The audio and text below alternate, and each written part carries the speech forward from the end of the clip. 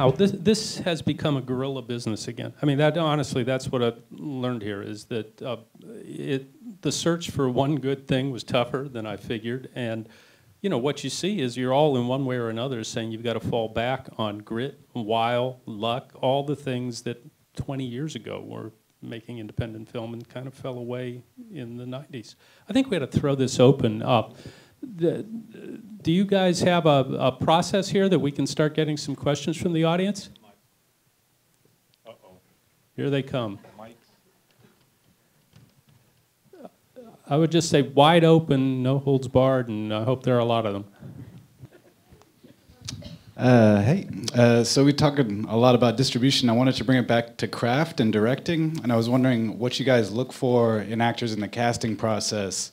And while you're on set, do you direct from Video Village or do you direct from set? And what the difference are for you as directors?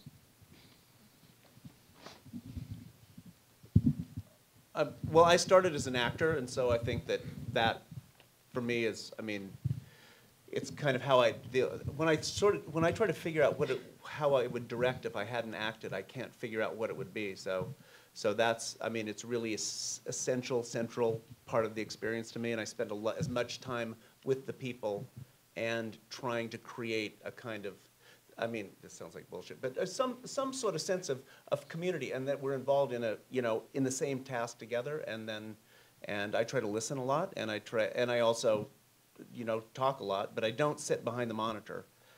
Sometimes I don't use a monitor. I've gone movies where I didn't use a monitor at all.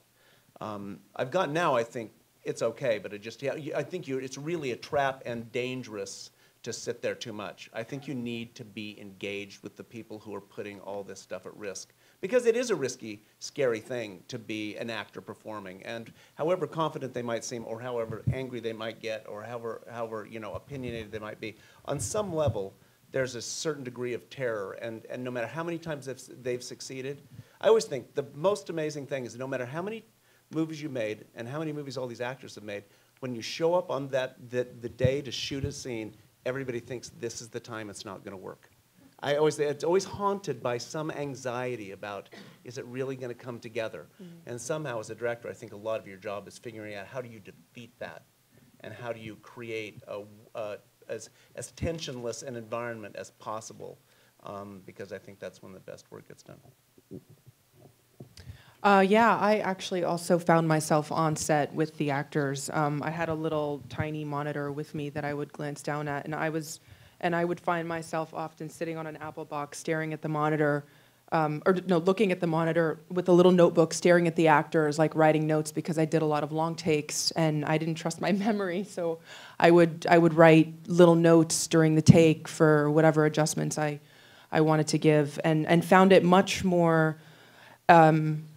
Definitely a better choice to be on set, because I felt like I was, in it with them, as opposed to, kind of back here watching, judging, sort of, it was just a much better experience. And then I could not just look at the monitor, I could actually look at the actors and be present with them and think, am I feeling something? Am I believing them? Am I being affected some way by this?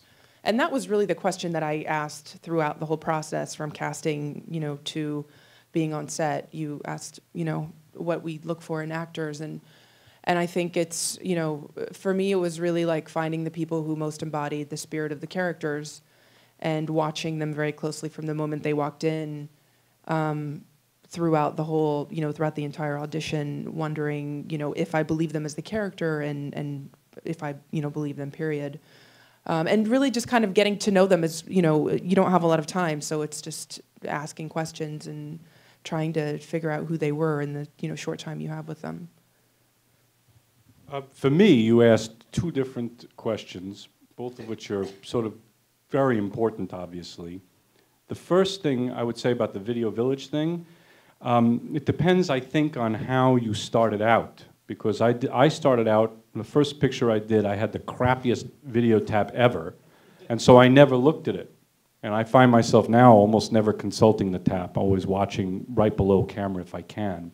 And I think there is a reason for it, because cinema is a very intimate medium.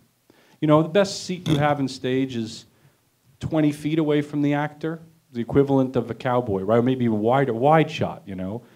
But I remember seeing Robert De Niro in a play in New York called Cuba and His Teddy Bear. This was maybe 25 years ago. And I was so excited. I was 14 years old, I think, something like that. I was going to see Robert De Niro on stage. And he was very unimpressive. To me at the time. I'm sure he was great. But to me at the time, I found it unimpressive, even though at the time he was my favorite actor on screen. And I couldn't understand why. And then I watched Raging Bull again, and I understood because it's so intimate. Everything he's doing is very small. And the camera tells everything you need to know. It's the ultimate truth teller. So all the actor has to do is think it, and somehow the camera sees it. So to me, video tap is not so helpful. It creates an extra level of distance between you and the actor. I don't know if that makes sense, but I find that it's very important to look at what they're doing. As for casting, I never look for somebody that resembles or acts like the person I wanted for the role in any way. And I know that seems counterintuitive, but it's not.